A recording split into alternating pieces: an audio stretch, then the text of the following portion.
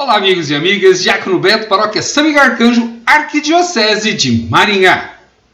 Estamos terminando o nosso estudo sobre o livro do Deuteronômio, hoje com os capítulos 33 e 34, a bênção de Moisés e a narrativa da sua morte.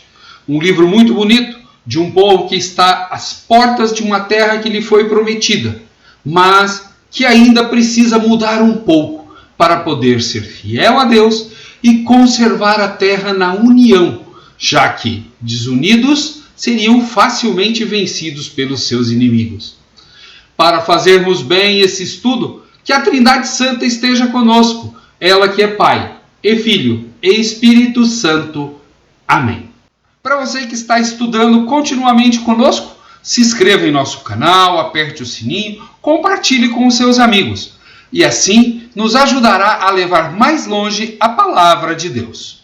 Quando você pega os capítulos 33 e 34, eles são o final dos últimos atos e morte de Moisés, que começa no capítulo 31, fala da missão de Josué, no capítulo 32, o canto bonito de Moisés, que nós vimos no encontro passado, no capítulo 33, já em seguida, a bênção que Moisés dá como que um testemunho, e no capítulo 34, a narrativa da sua morte, com Josué assumindo a liderança.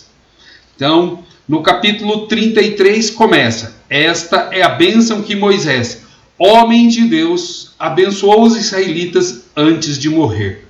Nós temos em Gênesis 49 a bênção de Jacó, que também antes de morrer abençoou o povo. Aqui Moisés fez um cântico de advertência, de catequese para esse povo, e agora vai falar da sua bênção.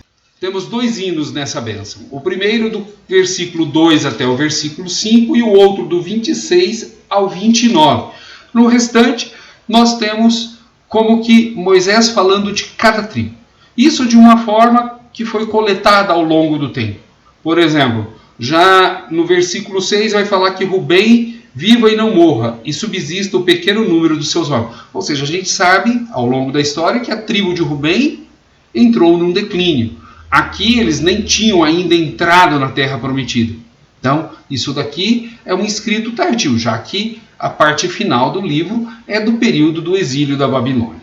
O primeiro hino começa assim: Yahvé veio do Sinai, alvoreceu para eles de Seir, resplandeceu o monte Farã, dos grupos de Gade veio a eles, desde o sul até as encostas.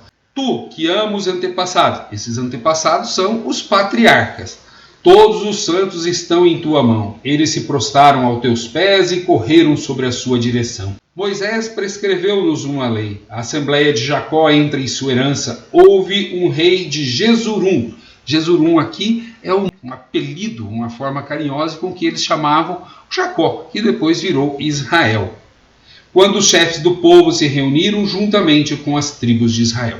Então esse é um primeiro hino, ele era quase que cantado de uma forma litúrgica. Já a partir do versículo 6, nós vamos passando pelas tribos.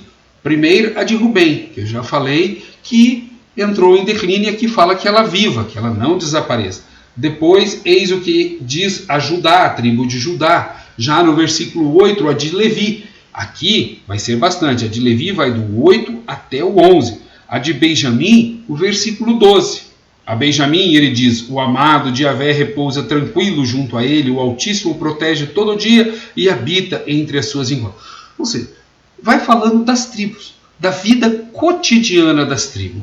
Já no versículo 13, de José, que vai até o versículo 17. No 18 e 19, a tribo de Zabulon. No 20, a de Gade.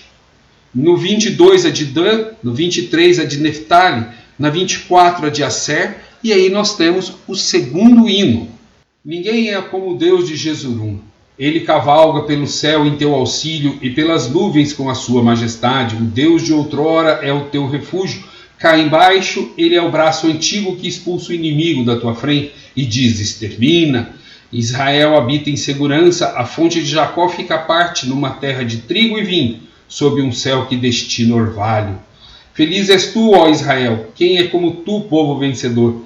Em Yahvé está o escudo que te socorre, a espada que te leva ao triunfo, Teus inimigos vão querer bajular-te, mas tu pisarás suas costas.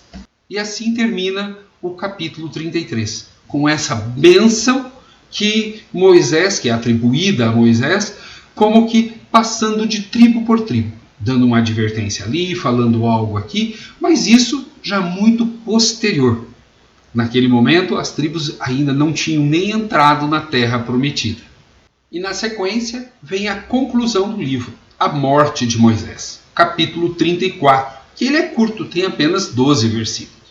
Moisés subiu então das estepes de Moabe para o monte Nebo, e no cume do Fasca, que está diante de Jericó, Yahvé mostrou-lhe toda a terra de Galaade até Dan, todo o Neftali, a terra de Efraim e Manassés, toda a terra de Judá até o mar ocidental, e o Neguebe, o distrito da planície de Jericó, cidade das palmeiras até Segor. E Yahvé lhe disse: esta é a terra que sob juramento prometi a Abraão, Isaque e Jacó, dizendo: eu a darei à tua descendência, eu a mostrarei a teus olhos, tu porém não atravessarás por ela.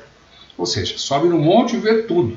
A gente sabe que isso é difícil, porque existiam montanhas, existiam vales, mas o texto está querendo o quê? Teologicamente falar que Deus apresenta para Moisés aquilo que foi prometido. Já no versículo 5, e Moisés, servo de Yahvé, morreu ali, logo depois de ver a terra prometida, na terra de Moabe, conforme a palavra de Yahvé, e ele o sepultou no vale, na terra de Moabe, defronte a Bet-fegor, e até hoje ninguém sabe onde é a sua sepultura. Ou seja, não é para ser conhecido. Elementos teológicos não precisam ser geograficamente corretos e nem historicamente corretos. Eles precisam ser teologicamente corretos. Teologicamente, aqui bate. Moisés tinha 120 anos quando morreu, sua visão não havia enfraquecido e seu vigor não se esgotara. Os israelitas choraram Moisés nas estepes do Moabe durante 30 dias, até o término do planto, em luto por Moisés. Josué, filho de Nun, estava cheio de espírito de sabedoria, porquanto Moisés lhe impusera as mãos. E os israelitas lhe obedeceram, agindo conforme Yahvé tinha ordenado a Moisés. Em Israel nunca mais surgiu um profeta como Moisés, a quem Yahvé conhecia face a face, seja por todos os sinais e prodígios que Yahvé o mandou realizar na terra do Egito, contra Faraó, contra todos os seus servidores e toda a sua terra, seja pela mão forte e por todos os feitos grandiosos e terríveis que Moisés realizou aos olhos de todo Israel. E aí acaba a história, tanto do Deuteronômio, quanto a história de Moisés. Um líder muito importante para esse momento, que é o centro do Antigo Testamento, que a gente chama de teologia do Êxodo, quanto também do Novo Testamento. Essa teologia de um Deus que liberta.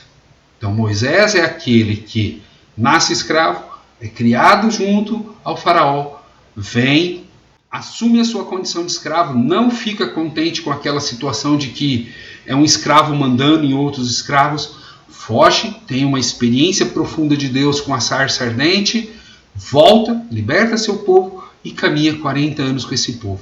Mas a sua missão termina antes de entrar na terra prometida. Ou seja, tudo tem um limite. E Moisés tranquilamente aceita o seu limite. Não chega, Deus, deixa eu só curtir um pouquinho ali. Não, ele aceita. Nossas missões têm prazos de validade. Como é linda essa história de Moisés. Como é linda essa história do Pentateuco. Como é linda essa história da libertação do Egito. No próximo vídeo nós faremos um pequeno resgate do Pentateuco e principalmente da figura de Moisés. Paz e bem a todos!